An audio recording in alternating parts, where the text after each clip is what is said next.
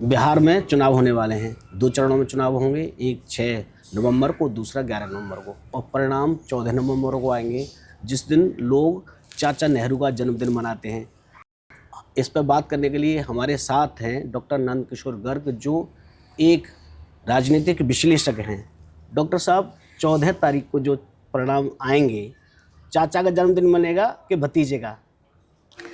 मैं समझता हूँ बिहार एक ऐसा प्रदेश है जो मैं लोकतंत्र का सबसे पुराना, अति प्राचीन काल में जो केंद्र बिंदु मानकर जिसको चाणक्य ने फिर से खड़ा कराया, मगध साम्राज्य के अंदर बुराइयों को दूर किया और लोकतंत्र के एक नए रूप में राजतंत्र में ही जोड़ के आगे बढ़े।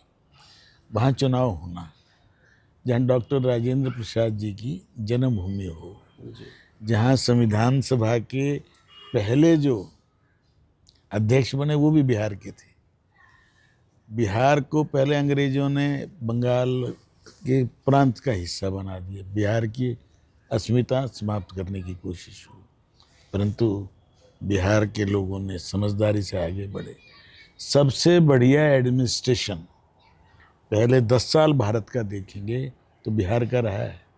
श्री कृष्ण सिंह और दूसरे जितने शुरुआत के लोग थे, और धीरे धीरे बिहार की स्थिति ये आ गई 1985-90 आते आते कि जातिवाद का सबसे घिनौना रूप देखना हो तो बिहार। सबसे ज़्यादा हिंसा, चुनाव कराने के लिए पूरा देश लगने के बाद भी 6, 7, 8 फेजेस में चुनाव होता था। ध्यान है सबको, कैसे बैलेट को लूट लेना, जला देना, और चुनाव कराना भी एक किस्म से युद्ध हो गया था। उस बिहार के अंदर नीतीश कुमार ने 20 साल पूर्व जब संभाला तो अराजकता का वो एक भयंकर रूम था। किसी शोरूम से गाड़ियां, मेरे बेटे बेटी की शादी है तो शोरूम से गाड़ियां उठा लाओ, ऐसा रूप लोकतंत्र में या कहीं देखा न किसी ने। परंतु लालू के परिवार ने उसको अपनी जागीर समझ के जातिवाद में वाई और एम को जोड़ के एक समीकरण बना के तबाह करने की पूरी कोशिश की और तबाह किया। इतने स्कैंडल हैं कि जितने स्थान चीज़ों के नाम लूँगी, चारा तो सबसे कमज़ोर चीज़ है पशुओं की, उससे लेकर तारकोल स्कैंडल से लेकर जितने संभव हैं। परंतु अटल बिहारी वाजपेयी जी की एक दूरदर्शिता देखो, जब उनका शासन था उस समय हमने, जबकि उप मुख्यमंत्री जनसंघ के समय में हमारे मिश्रा जी रहे, कर्पूर ठाकुर मुख्यमंत्री रहे, उसके बाद हमने देखा कि जातिवाद को नहीं रोक पा रहे। अयोध्या में जब अडवाणी जी यात्रा लेके जा रहे थे उसको भी बिहार में रोका गया था, और अराजकता फैलाने, दंगे कराने की पूरी कोशिश, कट्टा राज चलता था वहाँ पर। परंतु अटल जी ने पूरे शांति ढंग से 3 नए राज्यों का गठन किया, जिसकी डिमांड थी वनांचल, जिसको आज झारखंड बोलते हैं, उत्तराखंड जिसको उत्तरांचल नाम रख, क्यों संस्कृत हिंदी के नाम थे थोड़े जोड़ने वाले, और छत्तीसगढ़। उससे क्या हुआ कि मिनरल रिच इलाका जो सबसे गरीब था झारखंड के रूप में अलग हो गया। तो कम से उन्होंने क्या किया कि पूरे बिहार को तबाह हो रहा था, नक्सलवाद बढ़ रहा था, माओवाद बढ़ रहा था, और उसमें सबसे घोर गरीबी के इलाके को अलग राज्य दिया, अनस्टेबिलिटी रही उसके बावजूद। परंतु मोदी जी ने आके, जब आप भतीजे की बात करें या चाचा की, मोदी जी ने सारी नीतियां बदल दी। अब रॉयल्टी गांव को मिल रही है, खर्च निकलेगा तो राज्य सरकार का हिस्सा तो होगा ही, नीचे गांव तक जा रहा है। उससे क्या हुआ कि उड़ीसा, झारखंड, छत्तीसगढ़ जो मिनरल स्टेट हैं उनमें एक तेजी से विकास हो रहा है, क्योंकि पैसा जा रहा है। वहाँ जो माओवाद इसलिए पनपा था कि उनको लगता था कि हमें तो लूट रहे हैं, हमें पैसा भी नहीं मिलता, हमारा सामान लेके जा रहे हैं। अंग्रेज भी यही काम करते थे, कांग्रेस भी यही कर रही थी। तो कोयला स्कैंडल ये जितने थे, परंतु आज क्यों नहीं नाम आ रहे, हर चीज़ की ट्रांसपेरेंट ढंग से ऑक्शन में। तो झारखंड आगे बढ़ेगा निश्चित तौर पर।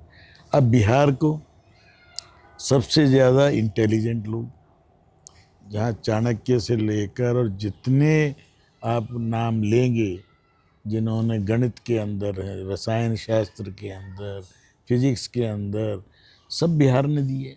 विश्व की सबसे बड़ी नालंदा यूनिवर्सिटी वहाँ थी। और इतनी बड़ी यूनिवर्सिटी की जिसको जलने में भी और आज भी अवशेष नहीं है। वो दीवारें हैं 6-6 फुट चौड़ी और देखने लायक चीज़ें हैं। उसको रिस्टोर करें, मुझे लगता है कि 2-4-5 हज़ार करोड़ रुपए खर्च करके उसको भी परंतु उसके बाजू में एक बड़ी उसी नाम से विदेश मंत्रालय के अंतर्गत रखी, क्योंकि उसमें 10,000 विद्यार्थी थे, विश्व के बहुत देशों के लोग थे। तो वैसी ही यूनिवर्सिटी अब खड़ी तो बहुत पहले से शुरू की थी, परंतु मनमोहन सिंह जी बहुत कट्टर ईमानदार थे। उन्होंने अपनी बेटी को वहाँ प्रोफेसर बना रखा, वो गई एक दिन भी नहीं और विदेशी मुद्रा में भुगतान लेती रही, अमृत्य सेन जैसे लोग। तो ये भी लूटने के नए, परंतु आज नीतीश ने जब से आए, बीच में एक आध बार वो एम्बिशन तो होते हैं आदमी। अब नीतीश मोदी जी से कभी राजनीति में सीनियर थे, अब उनके दिमाग में था कि मैं नेचुरल प्रधानमंत्री हो सकता हूँ। तो उन्होंने बीच में 2013-14 में भी थोड़ी गड़बड़ की, बीच में थोड़े बेधक भी गए थे, लालू की तरफ चले गए, परंतु थोड़े दिन में देखा कि तो प्रवृत्ति वही की वही है।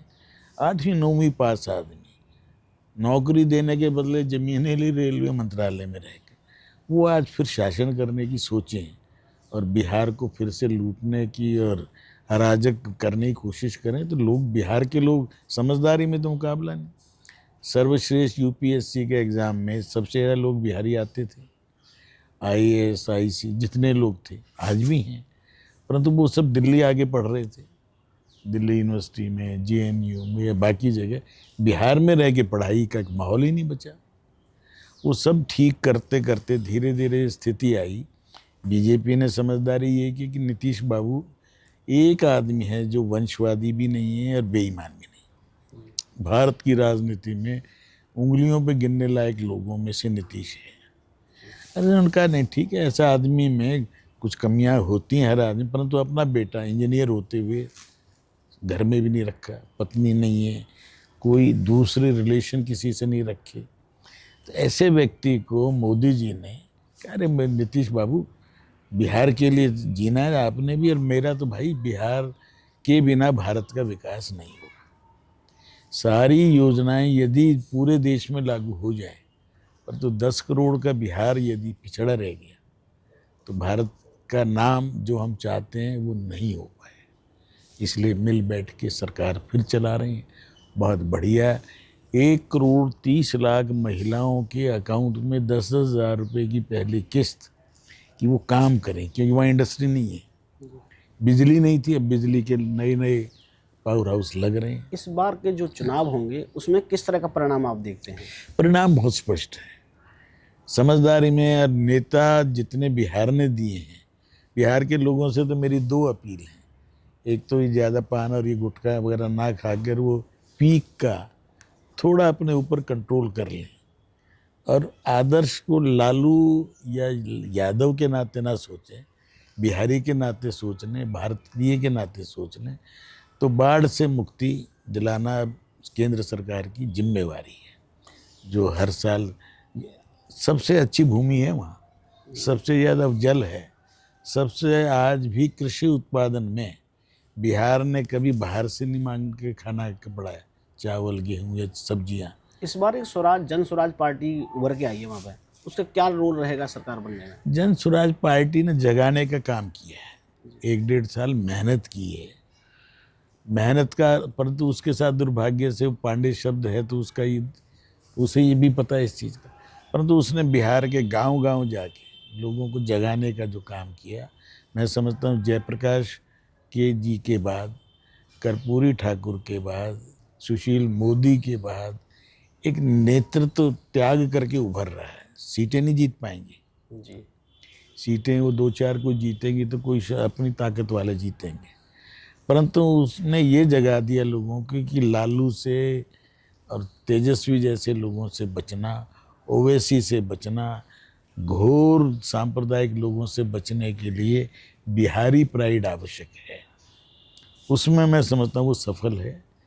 वोट कम बेशक आएंगे, परंतु बिहार को ठीक रास्ते पर ले जाने में उसकी भी भूमिका को चुनाव के बाद विश्लेषक मानेंगे कि उसकी भी भूमिका थी, और मेजोरिटी तो 2/3 आएगी एनडीए की, क्यों काम हुआ है, काम नज़र आ रहा है। एसआईआर जो हुई है उसका क्या इसमें अब के जो चुनाव हैं उसमें क्या असर पड़ेगा?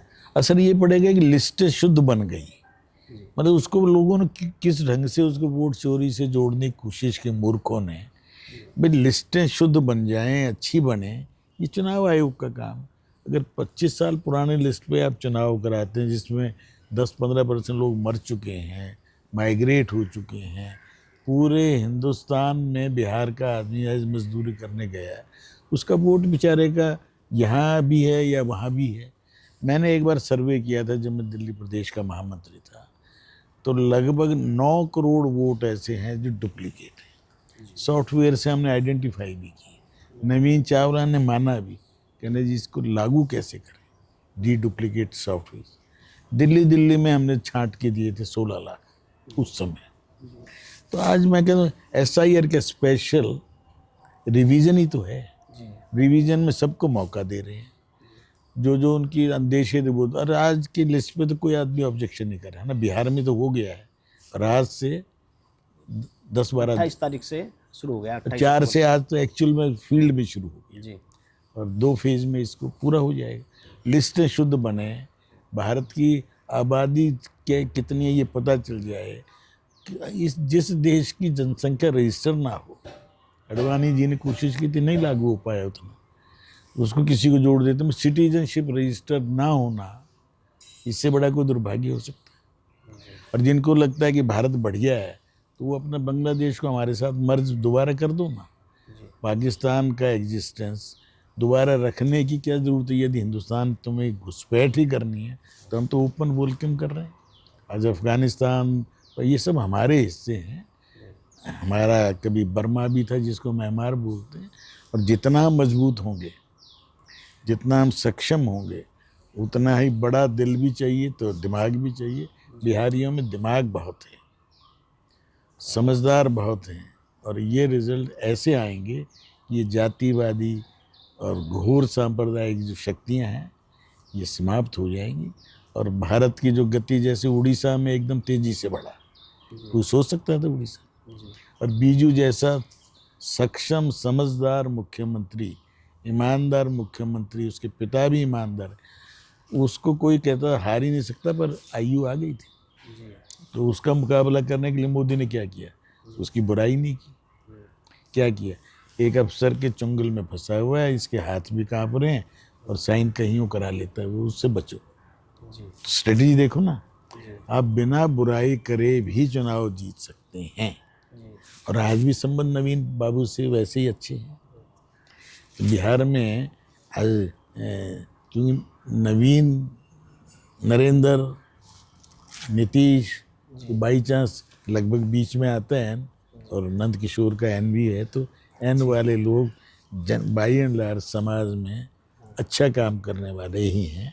इसलिए नरों में इंद्र हैं और वो एक ईश हैं, नीति पे चलने वाले हैं।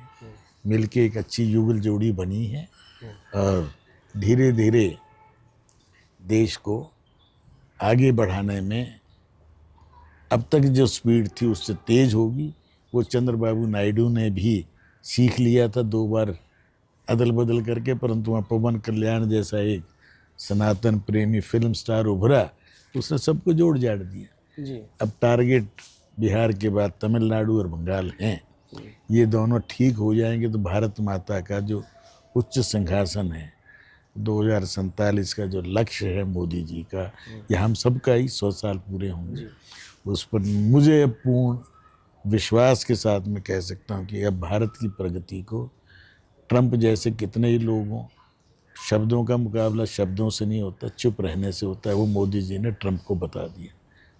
तू बोलता रहे फालतू जी, तेरी कदर तेरे देश में ही 2% की हो जाएगी थोड़ी। हम अपने मस्ती से आगे बढ़ते हुए, सबको साथ लेके चलते हुए भारत माँ को इसका ऊंचा सिंहासन दिलाएंगे, जहाँ कोई अभावग्रस्त ना हो, जहाँ शिक्षा से कोई विहीन ना हो, जिसको स्वास्थ्य की गारंटी समाज की होती है, सरकार की होती है, वो हो।